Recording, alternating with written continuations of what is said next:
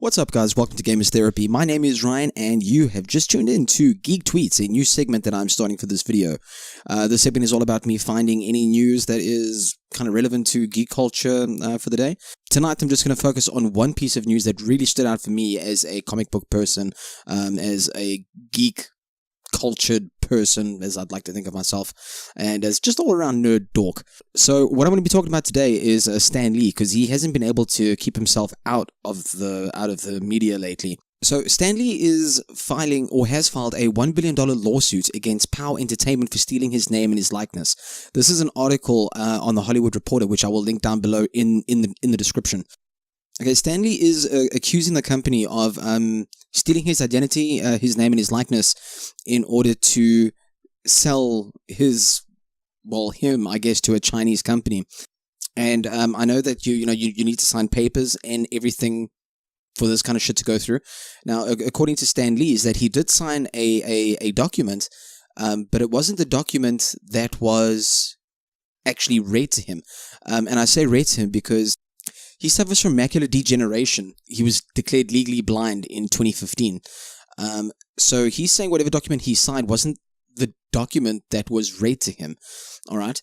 So someone has made a switcheroo, and he is accusing the Pow CEO Shane Duffy and co-founder Joel Champion, saying that they didn't disclose these other terms, like using his likeness and stuff, before he signed. Okay, so somewhere somebody is screwing him.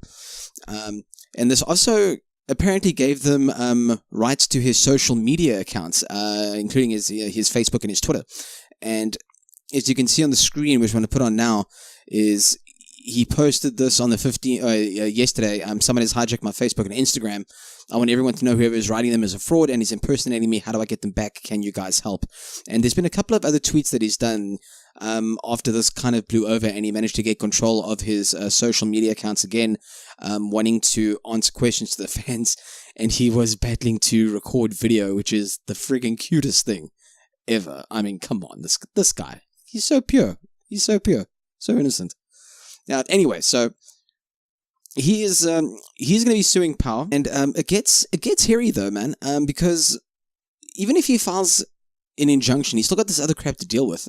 His wife passed away fairly recently, and since then he's been in a pretty bad way. He's had pneumonia. You know, the guy's like 96 or 98 years old or something like that. The guy's pushing 100, and after his wife died, you had all these people coming out trying to defend him, but also, I'm going to say trying to defend him. They're all taking... That's a cat. Yeah, that's a cat.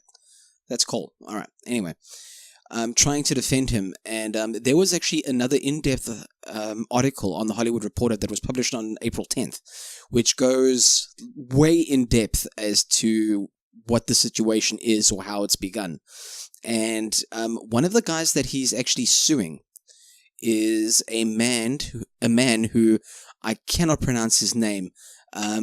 Jerry Oliveriez. I think that's him.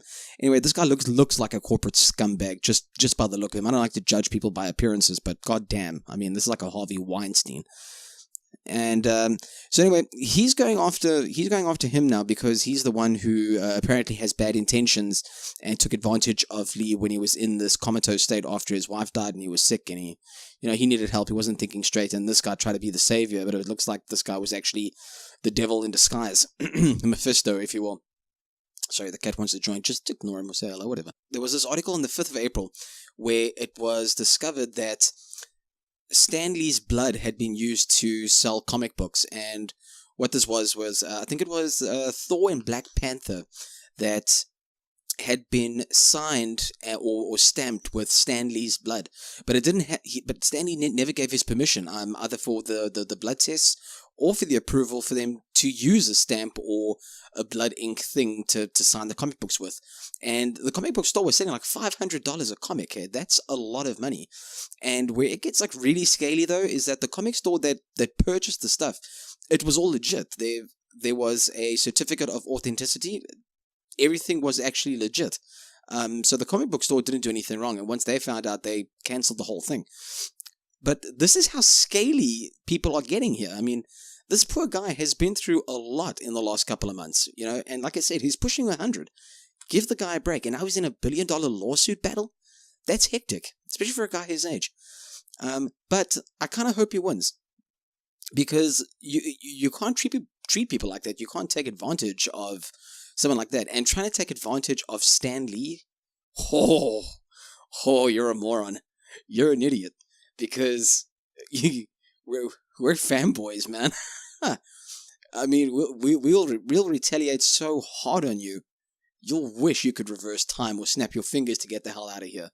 Alright? So, this is actually a message to Stan Lee that don't give up, dude.